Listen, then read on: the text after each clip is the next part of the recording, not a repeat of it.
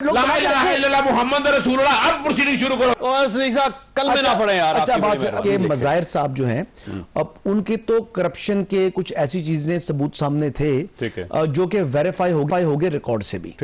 उसके बाद उनके लिए यानी इस मुद्दे के ऊपर रहना बड़ा मुश्किल था, तो उन्होंने पतली गली जो है उसको ही वो उन्होंने लेट नहीं, पतली गली उन्होंने पहले लेट नहीं, मैक्सिमम कितना जी 20 दिन 25 दिन और गुजार लेते बतौर जज। ठीक है, तो क्या होता, यानी आप फारिग हो जाते हो। 100% है कि ये सुप्रीम जुडिशियल काउंसिल ने फाइनल 3 दिन हेयरिंग मैक्सिमम मैं कह रहा हूं ना, ये सर मैं कह रहा हूं मैक्सिमम 11 12 13 यानी 20 दिन और डेट ले सकते हैं ना जी। कोई वकील साहब मखदूम अली खान साहब बिजी हैं, फलां तो कुछ ना कुछ रास्ते निकाल लेते हैं। ठीक है, मैक्सिमम 20 दिन और थे उनके पास, तो वो चले गए, निकल गए। इजाजुल हसन साहब के बारे में भी बहुत सी चीजें थी जी, बहुत सी चीजें ना, मतलब उनकी जो कई फैसले ऐसे हैं, कुछ उनकी अपनी वो बेसिकली कुछ बता रहे हैं कि माली एतबार से भी कुछ उन पर सवाल उठ रहे हैं। बहुत सी ऐसी चीजें थी जो ऑलरेडी असासों के हवाले से भी कुछ ऐसी बातें हैं जो कि कुछ वकला के चंद वकला के मैंने वो देखी नहीं है, वो क्लेम कर रहे थे कि वो उनके पास चीजें मौजूद हैं। तो बेसिकली एक तो जिस तरह बता रहे हैं ना कि जी अजहर सिद्दीक साहब भी हमारे दोस्त हैं, बीच में बोले भी अभी बोले हैं, तो इनको मौजूदा जो अदलिया है, जुडिशरी है, वो बिलखुसूस सुप्रीम कोर्ट वाली, वो बहुत ज्यादा तकलीफ दे रही है। ठीक है, वो उनको बड़ी तकलीफ है कि ये जज अब क्यों है, वो जज क्यों चले गए, वो सहूलतकारी, वो मजे, वो जाना बाय हैंड जो है पिटीशन पहुंचाना और फिर वो लग जाना, वो मजे खत्म हो गए। अच्छा नहीं लगता, गुट्टू सीयू खान साहब वाले मजे खत्म हो गए हैं। सर ये तकलीफ वाला लफ्ज़ नहीं इस्तेमाल समझ सकता हूं आपकी तकलीफ को। कभी मैं सर आपकी कलमा पढ़ के ना, कलमा पढ़ के बात करना, ये वाली तकलीफ को बुरा कलमा पढ़ के बात करना, ये वाली बस नहीं सर, रुके जरा तकलीफ फिर ये अगर जात पे आना है ना, अगर जात पे आना है तो फिर बात करें। मैंने कोई हसन का नाम लेके बात कही, सिद्दीक साहब आपकी तरफ आएंगे। मैं कह रहा हूं कि आपको अच्छा नहीं लगा तकलीफ की क्या ऐसी बात है, वो आपको जो है आप थे बड़ो और मोहम्मद रसूलुल्लाह, अब प्रोसीडिंग शुरू करो। चलो करो बात अब। और सिद्दीक साहब कल में ना पड़े यार। अच्छा बात अपनी देखिए दलील से बात खत्म हो जाती है। नहीं सर ये कोई बात करने वाली बात नहीं, मेरे बड़े भाई हैं, मेरे बड़े भाई हैं, मैं बताऊं कि मैं इनकी बड़ी इज्जत करता हूं, रिस्पेक्ट करता हूं, लेकिन हमेशा मेरी बात में ये वो टोकते हैं मुझे। सिद्दीक साहब रुकिएगा, रात को मुझे माइनस करके बात कर कानूनी यार।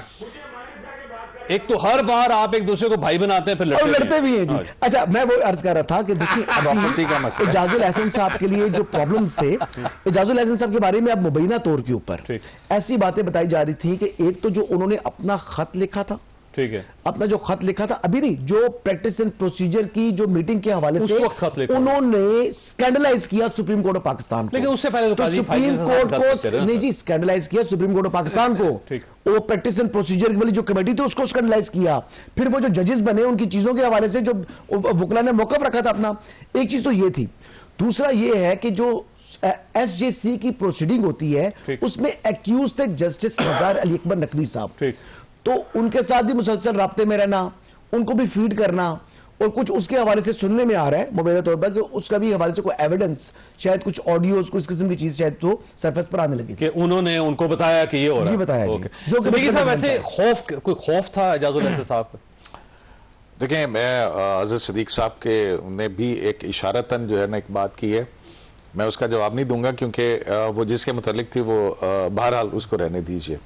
लेकिन मैं इनके साथ हमदर्दी का पहले इजहार करूंगा कि मैनचेस्टर में मेरी इनसे मुलाकात हुई थी, उसके बाद मुझे पता लगा ये पाकिस्तान आ गए और इनके खिलाफ जो साजिश हुई कि इनको जहाज़ जो है वो लेट किया गया और जिसकी वजह से ये कागजात नामजदगी नहीं दाखिल करवा सके।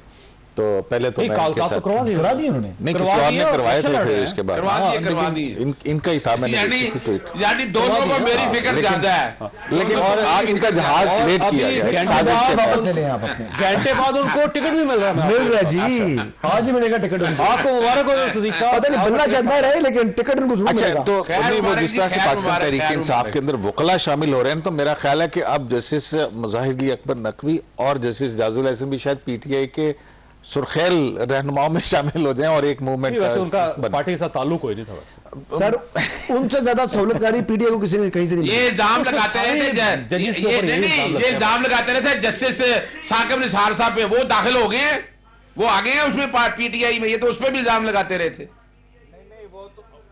नहीं, वो तो जो ऑडियो लीक आई थी वो तो पैसे लेके टिकट ले नहीं रहे थे, वो अच्छा रेट मिल रहा था। सर टिकट की जो साहबजादे हैं तो क्या फर्क पड़ता है, टिकट तो बाबा दिलवा रहे हैं, टिकट बाबा दिलवा रहे हैं, बाबा ने बड़ी मेहनत की है, पैसे भी उसने कहा इतने थोड़ी ना दो, पैसे ज्यादा। आपके पास एक सवाल छोड़ के जा रहा हूं कि जस्टिस रुकिएगा साहब, जस्टिस इजाजुल अहसन साहब जो हैं उनके इस्तीफे से कोई इंपैक्ट क्रिएट होगा पॉलिटिकल या इलेक्शन के ऊपर या सुप्रीम कोर्ट ऑफ पाकिस्तान के ऊपर? छोटी सी ब्रेक के बाद दोबारा जरूरत है। सिद्दीकी साहब फरमाइएगा वैसे इंपैक्ट क्या होगा इस इस्तीफे का? देखिए इस इस्तीफे का बहुत मैं कहता हूं कि अब अगर हम देखें तो प्रोजेक्ट इमरान के जितने मिस्त्री थे वो उनका वो जो मेरे ख्याल ये लास्ट डानो साहब थे ग्रुप के साथ मतलब जिस तरह से हुआ पनामा बेंच, यानी आप देखें ना नॉर्मल क्या सिद्दीक साहब एक मिनट रुकिए, यानी हम जिस तरह के वो हालात। सर रुकिएगा, मैं आपकी तरफ आऊंगा, उनको बोलने तो दें भाई जी। अजीज सिद्दीक साहब को मैं वही कह रहा हूँ ना कि अगर इजाजुल अहसन साहब पीटीआई ज्वाइन करें तो आप उनको कोई अगले इंतखाबात के लिए कैंडिडेट रखेंगे? ऐसे चले आप इस पे बात करें। बिल्कुल नहीं रखेंगे। बात यह है कि वो जो प्रोजेक्ट इमरान के जो मंसूबा साज थे और उनका साथ देने वाले थे, आज सब आप देखें वो जो है वो किसी न किसी हवाले से पाकिस्तान से फारिग हो गए, आपका ख्याल है? वहां से फारिग हो रहे हैं। ठीक और भी एक तो जो है वो सुप्रीम कोर्ट ऑफ पाकिस्तान एक शफाफियत की तरफ, एक ओपननेस की तरफ जा रही है। अब आप ये देखिए कि ये हुआ क्या कि जिस तरह से साकिब निसार साहब और आसिफ सईद खोसा साहब के दौर के बाद से सुप्रीम कोर्ट ऑफ पाकिस्तान को जिस तरह से सियासी तौर पर इस्तेमाल किया गया। अब यहाँ पे आपको मैं एक बात बताऊं कि एक जब अदम एतमाद की तहरीक थी उस वक्त जो है यही दो जज साहबान जिन्होंने इस्तीफा दिया है जराए के मुताबिक, और ये बहुत ज्यादा इनको सर्कुलेट कर रही थी कि जनरल बाजवा से इमरान खान साहब की हुकूमत बचाने के लिए गए थे, खुद गए थे। जी डिनर किया बाजवा साहब के साथ। ठीक। सो और ये अदम एतमाद से पहले की बात जी या उस दौरान की बात है। तो ये बहुत सारी चीज, और फिर आप एक और चीज देखिए, अब इनके इस्तीफे के पीछे क्या हो सकता है। डेफिनेटली जो शख्स अगला चीफ जस्टिस बनने वाला हो, और वो हमारी इतलात तो ये हैं, जो हमें बताया गया है वो ये है कि सुप्रीम जुडिशल काउंसिल की कार्रवाई आगे बढ़ाने के हवाले से इस्तीफे की बावजूद उस पे इख्तलाफ के बायस जो है ये शायद उड़ के गए और फिर वापस नहीं आए, रिजाइन कर दिया, क्योंकि ये चाह रहे थे कि वो मुस्तफी हो चुके हैं, लिहाजा अब कार्रवाई नहीं होनी चाहिए आगे। और चीफ जस्टिस का कहना था नहीं कि इस तरह अगर कोई बंदा कालक मल के चला जाए तो सुप्रीम कोर्ट के ऊपर है ना कि देखें पब्लिक कॉन्फिडेंस शैटर होता है कि जनाब देखें जज तो लूटमार करे, लूटे कुटे फुटे, इस्तीफा दे और उसके बाद पेंशन